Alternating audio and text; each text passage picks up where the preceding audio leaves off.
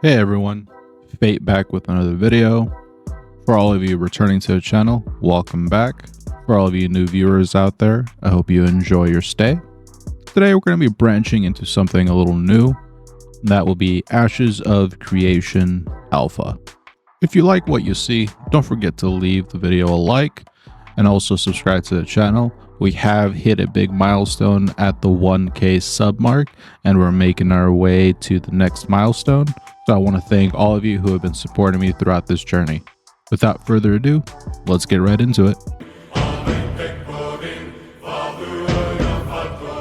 So this series is actually going to be fairly short. I'm going to keep this to just one video a week, depending on what kind of content the alpha puts out. Now, with that being said, this is an alpha and it is in multiple stages. Each stage will cover independent things. For example, this first stage of Alpha 2 will be more on the technical side, server stability, disconnects, lag, rubber banding, stuff like that. So we're going to be covering that mostly. And while I will mention some of the other things I notice, I just want you to keep in mind that we're not going to hold that too harshly against the game. Originally, I didn't know if I wanted to make this video because most of that is actually negative, unfortunately, and I didn't want to just make content kind of dumping on a game that is in alpha. But I decided to do it anyway, just to track progress of the game and hopefully provide feedback to the developers to see what people kind of want things changed. I do feel like my play style encompasses both the endgame hardcore players, but also the casual day-to-day players as well, since I do put out a lot of the new player-friendly guides and tutorials. But myself also do like to participate in like world first races and the hardcore endgame content that MMOs provide. All right, so Ashes of Creation Alpha 2 Phase 1. What happened? What are my opinions on this? It is okay, leading more towards negative, unfortunately. Not holding the DDoS attacks against Intrepid or Ashes, because that is out of their hands, and they did respond to it fairly well, with the most recent weekend having a repeat DDoS attack, but a very minimal effect on the servers themselves. Going into the actual game and stability, it wasn't that great, to be honest. There was a fair bit of lag. Now, my computer specs will be maybe not top end, but I am running a 3080, so I really shouldn't be lagging.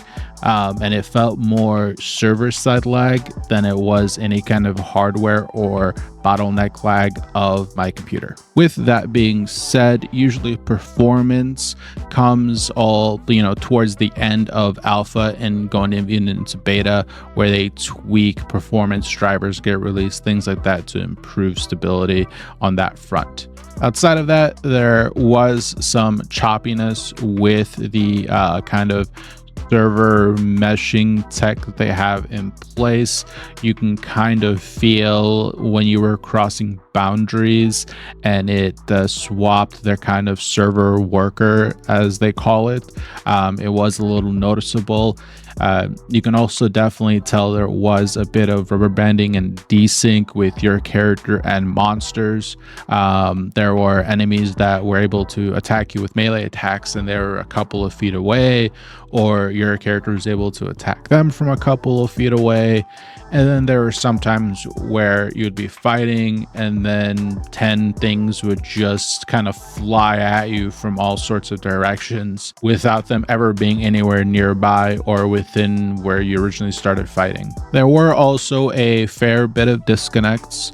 For me specifically, on Saturday, I did disconnect about once or twice, but it wasn't an issue on Sunday or today on Monday. However, there were other people who were getting more frequent disconnects that were posting in their Discord as feedback. So overall, if we just wanted to contain the experience to just that testing of server tech, now it was okay with their kind of first public test with this many players hitting their servers all at one time. Going into some features that this phase 1 of Alpha 2 wasn't really intended to cover, which I will still cover anyway, just to give everybody a heads up of how it feels. I do have it split into 2 different categories. One is kind of a visual effects category, and the other one is actual gameplay. We're going to take a look at the visual effects. Now, I don't mean the graphic style of the game or anything like that, but things like VFX of abilities, the UI, and things like the mini map and the overworld map. So regarding the map, there are no overlay words on the world map indicating the names of each town or zone or anything like that. Now, you can totally obscure places you haven't been to, but places that you have already been to should have their names listed. That way you know where you are, where you need to go, kind of. The UI also needs a fair bit of work. This does look like generic Unreal 5 assets, unfortunately. As some of you may be aware, Throne of Liberty is the game I'm currently playing, and to be honest, a lot of the UI assets look very similar to that game. Now, Steven has said that the UI is something that they're actively working on, but I just wanted to point that out. And then lastly, some of the visual effects on some of these abilities do definitely need some work. Some of them don't look like they belong in the world. Like, they are pretty, they are nice to look at, but they kind of look like a GIF or PNG just floating through the world. Like, they don't really belong. The final category for me is gameplay. This will cover meaningful short-term gameplay, questing, leveling, and things like death penalties. Again, I want to emphasize that this was not the purpose of the test, but I am going to bring it up regardless. Currently, there is no meaningful short burst gameplay. If you're somebody who could only afford an hour or 2 to play this game, if it were to release in the state it is in, that would not be enough time for you to do anything meaningful. This is really due to those 3 other reasons: the leveling, the questing, and the death penalties. Currently, I don't know if they just chose not to do anything with the beginner zone quests, if they just threw a few in there as just, testing for themselves, or what. Majority of them were broken and people really were not questing. They were forming parties and just grinding monster experience. This did contribute to leveling slowly, because if you tried to go through the quest due to either them being broken or them just not making any coherent sense on what to do and where to go and what to kill or what to pick up, you were stuck on like a quest for half an hour, if not longer. Alongside the death penalties, most games use you having to walk back to where you died as a penalty. You repairing your gear also as a penalty. This game adds 2 additional layers to it. You have XP loss. Now, you don't actually lose your XP. Part of your bar or percentage of your bar turns red and you're kind of in XP debt, and you have to make that up to continue earning XP to level. The second is when you die, you do drop some of your resources that anybody can loot off of your corpse immediately at this point. Let me give you a scenario. Let's say you got a family, you got a kid, you just got home from work, you booted up Ashes, you were gonna play for a little bit.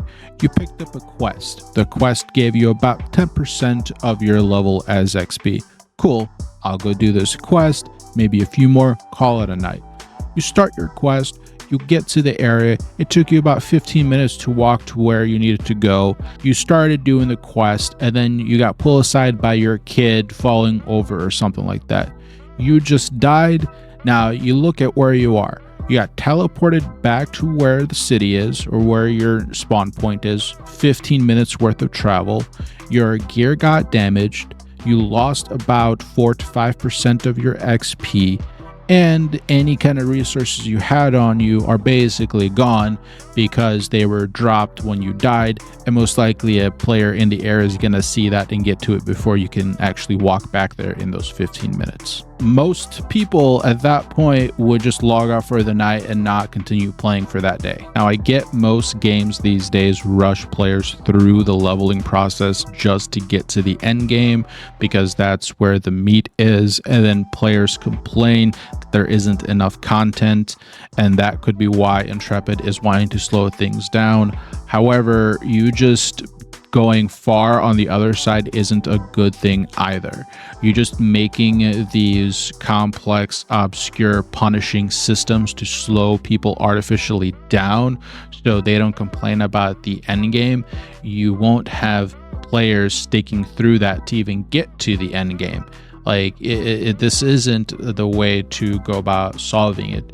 You should have meaningful quests that actually reward people for doing them, that they can accomplish by themselves. That doesn't mean you can't have group quests for like elite monsters or dungeon quests for grouping either. You can have both, but you should have a way for players to log in, do objectives by themselves, and feel like they accomplished something. That's where I think Ashes Alpha 2 Phase 1 is right now. What I'm going to be doing is compiling all of my points into kind of just like checkboxes or just a reference sheet for myself, and then touching back on this game, like I said, every week, and then through the other phases, phase 2 in December and phase 3 in May, seeing what they adjusted, what they didn't adjust.